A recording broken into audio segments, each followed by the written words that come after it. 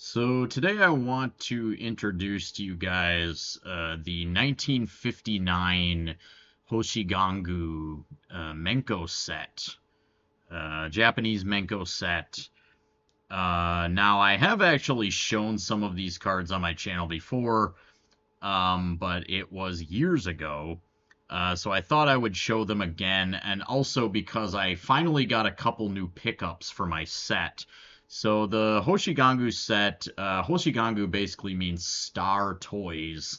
This was a 59 release, and it's a pretty well-known Menko set among people who collect Japanese cards, vintage Japanese cards.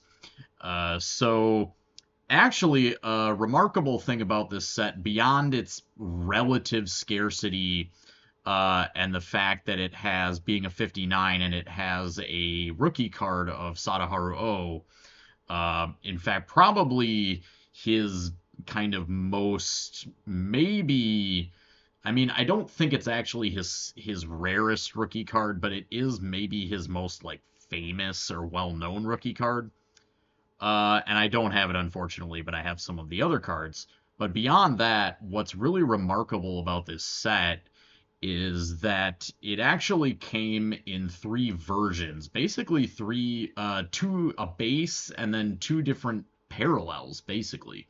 And this was in 1959. So the base, kind of the most common versions of the card, which I guess you could call the base, have white borders. And then they also came in gold borders. And the gold versions are the ones that I am collecting actively. Although I have not had any additions until my two most recent pickups. I had not had an addition in years because these things are not super easy to come by. But I finally got two new ones, and I'm going to show you. And then finally, they also came in red. So they have, I should say they come in red. Some of them exist, although they're nearly mythical. The red ones are definitely the rarest versions. The rarest, you could really say, parallels, because everything else is the same. It's just the borders and the coloring are different.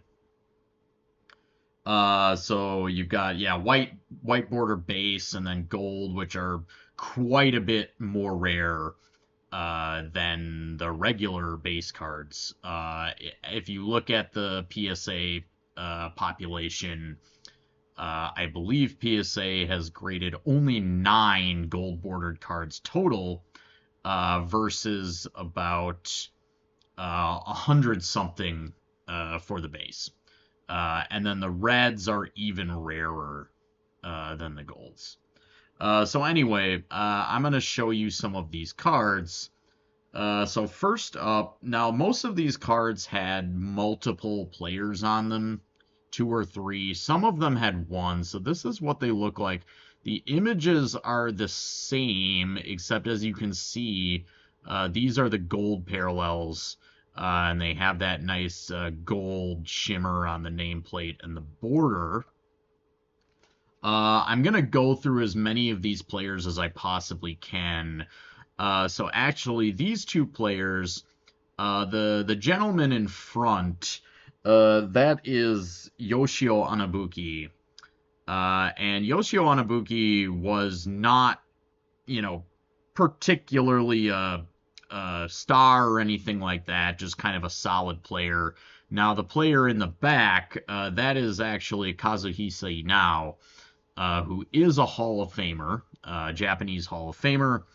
Let's see here in particular. So his ERA he had a sub-2 career ERA and over 2,500 strikeouts. Like I said, he is a Hall of Famer.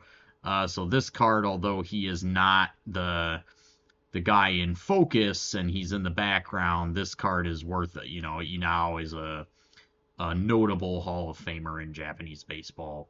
The gentleman in the back there. So, all right. And then next, we've got this one is of Minoru Nakamura. And unfortunately, you can really see a lot of that gold shimmer on this one. Minoru Nakamura, Again, he's one of those guys who, not like a star.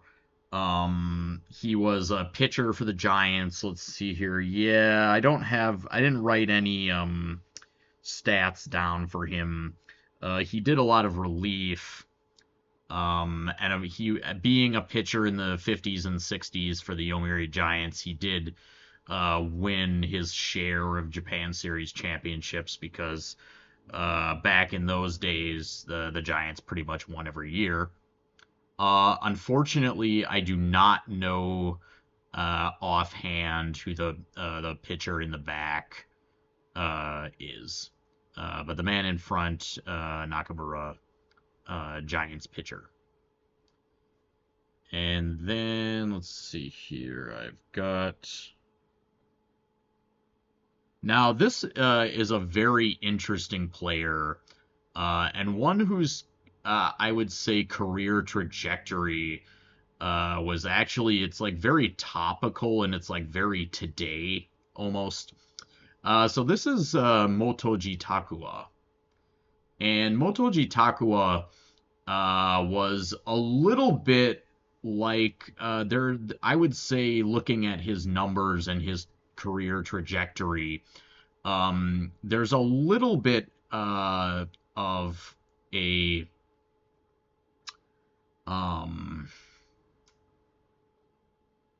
sorry, had a brain fart. Dwight Gooden.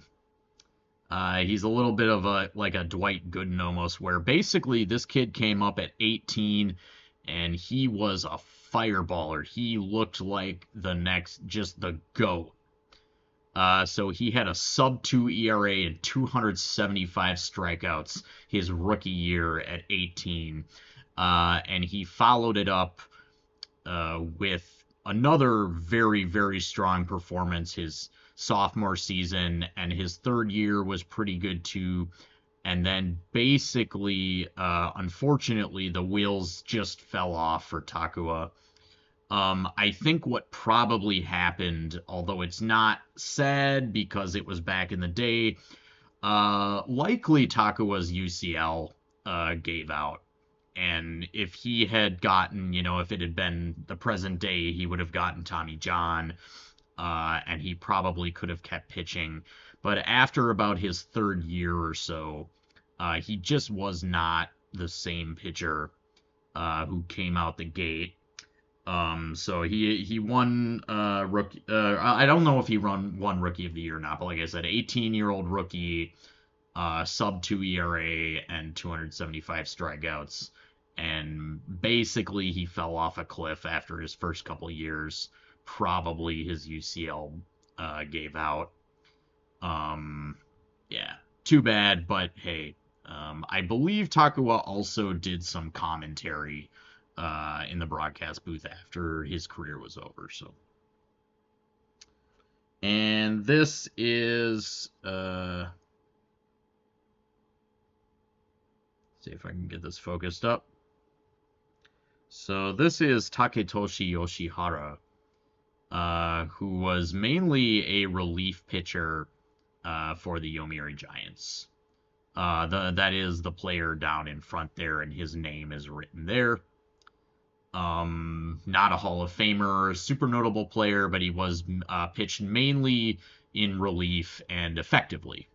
He was just basically a relief pitcher, so not like a superstar or anything like that. Let's see here. So this one, okay, so these last two, these are my two new pickups for my golds. So this one, the player in front here is Kusuo Tanaka.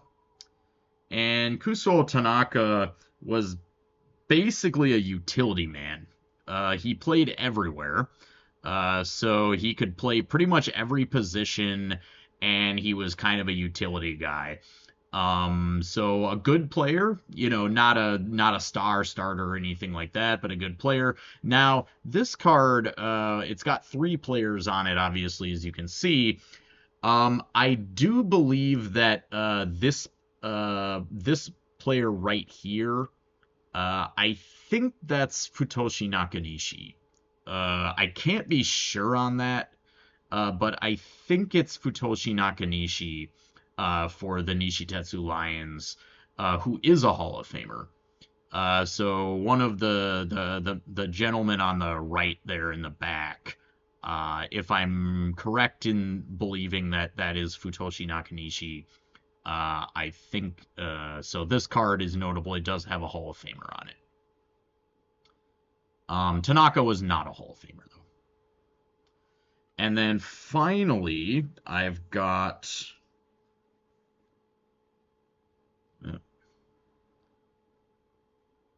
So this one, last but not least, I have Taru Mori. Taru Mori was again kind of a trend for these cards. You know, this set is notable in that yes, it had a couple of the cards that I don't have particularly because I'm only collecting golds. Do have star players. Like I said, there's an O rookie card and things like that. But there are a lot of sort of not necessarily superstars or Hall of Fame guys featured on these cards. So Taru Mori is one such player, just a real solid home run hitter, mid 200s average. I think he hit about 170 or so career home runs in his career. And again, a really nice. This is one of my recent pickups. I guess actually I haven't really shown you guys the backs of these cards too much. These cards are loaded as Menko cards often were, with just different kinds of games or activities on the back. So you've got like playing cards, so you could, I guess if you got enough of these, you could kind of play, you know, standard card games.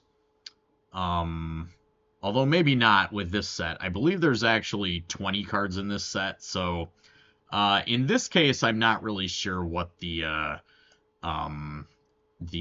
significance of the playing card on the back is, because you couldn't really play normal games. It might have just been like a very like a straight up which card trumps another, right?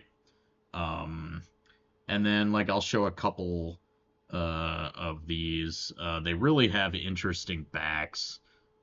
So this has like a general down at the bottom there with I like this one because it has a Joker card on it. The fist, of course, is for if you're kind of not super familiar with Menko.